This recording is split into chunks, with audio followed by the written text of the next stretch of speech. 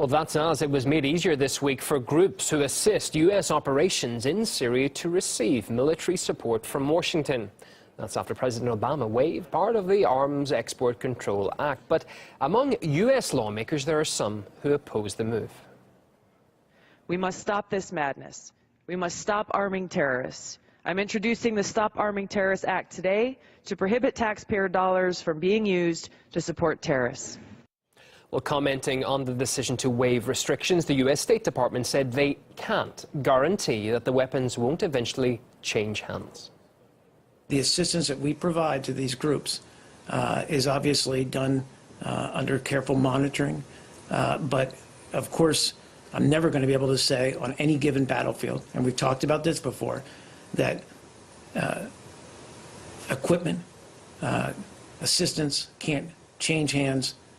But we haven't seen it recently, and in fact, to the contrary, as ISIL has lost territory, as it's been on the run.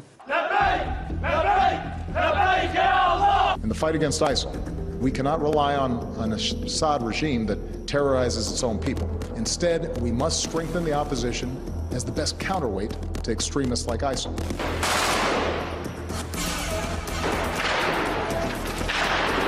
Can you tell us what the total number of trained fighters remains? It's a small number, and the ones that are in the fight is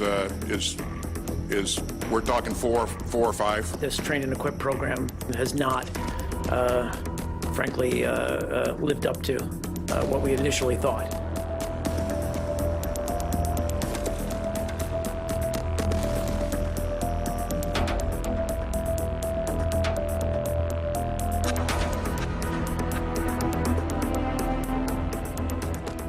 It looks like President Obama is even loosening the standards for putting weapons into the hands of people that we don't even pretend are vetted moderates, like that fiasco with those 4 or 5 fighters that they were able to produce some months back. Now we're talking about throwing weapons out there like Christmas cookies to people that we know are terrorists. Well, that's as Russia's foreign minister is questioning America's commitment to fighting extremists in Syria, as Moscow helps the push to fully liberate Aleppo from militants. As for Jabhat al-Nusra, the US not only doesn't touch it, but during all our discussions, they tried in every way to formulate agreements so al-Nusra was not attacked. Of course, we can't accept that because al-Nusra is a terrorist organization, as admitted by the United Nations, the US, Russia, and other countries. During the meeting, it's so far not clear if al-Nusra gets the same condemnation as ISIL. The Syrian government are just trying to remove an appalling bunch of people. These rebels, so-called rebels, are really fundamentalist Islamic fighters, and ISIS, and they're holding the people, the population of Aleppo, as human shields. People don't want to live under this sort of dictatorship, the theocratic dictatorship. So at least the Syrian army, backed by the Russians, are actually getting rid of these people. And, you know, I don't think President Assad's the most fabulous man in the world, but at least he's bringing stability. The British government, and I think the various other governments who have been on the wrong side for too long, don't think this is a good idea, because we simply haven't got the guts to go ahead and do things, but the Russians have. They've backed the right side. They've decided that it's better, stability is better than having a terrorist, medieval religious organization running the country, and they think it's better to have a secular, albeit flawed, Assad government running it until something better is organized. Syrian forces, supported by the Russian Air Force, have repelled an attack by ISIL terrorists on the ancient city of Palmyra. According to the Russian Defense Ministry, the terrorists were equipped with artillery, tanks, and armored vehicles. Russian planes carried out over 60 strikes targeting ISIL positions overnight. Palmyra fell into Islamic State hands in May 2015. It was retaken in March this year by Syrian troops with Russian air support. Numerous ancient monuments of World Heritage importance were saved from destruction.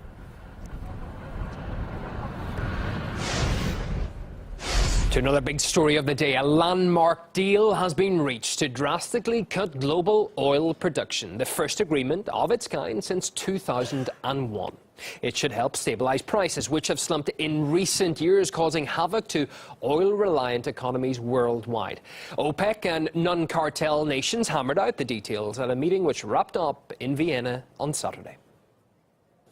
We are happy to announce that a historic agreement was made. Today's agreement means we can say cooperation between OPEC and non-OPEC countries has reached a new level.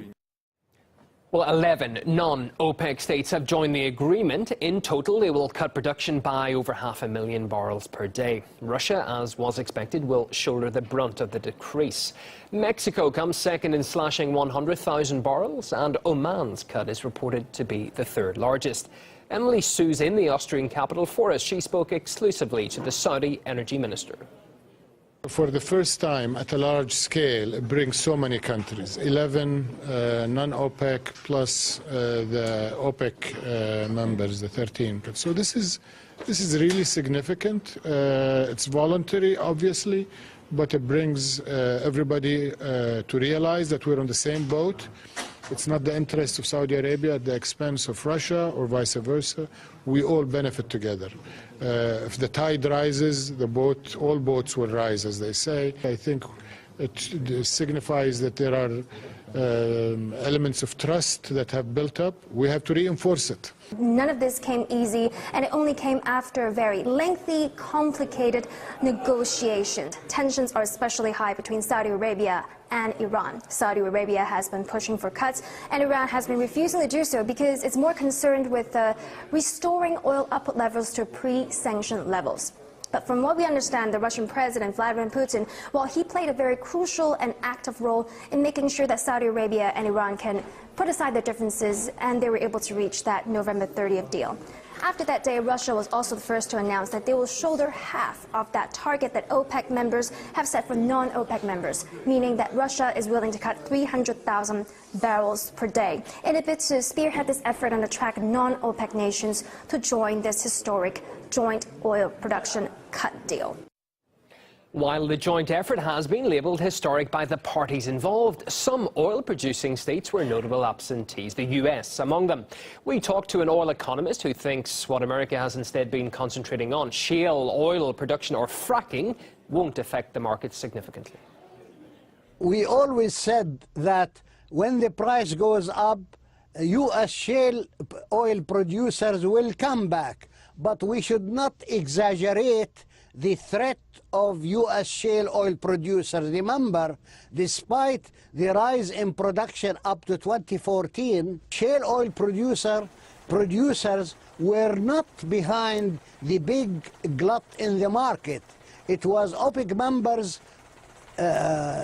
flooding the market with oil for political reasons. Still, the shale oil production will start to increase, but I am sure that because the fundamentals of the global oil markets are positive, when you add to them the cuts, I am very convinced that the price will start to go up, and the market could absorb a bit of increase from the U.S. shale production.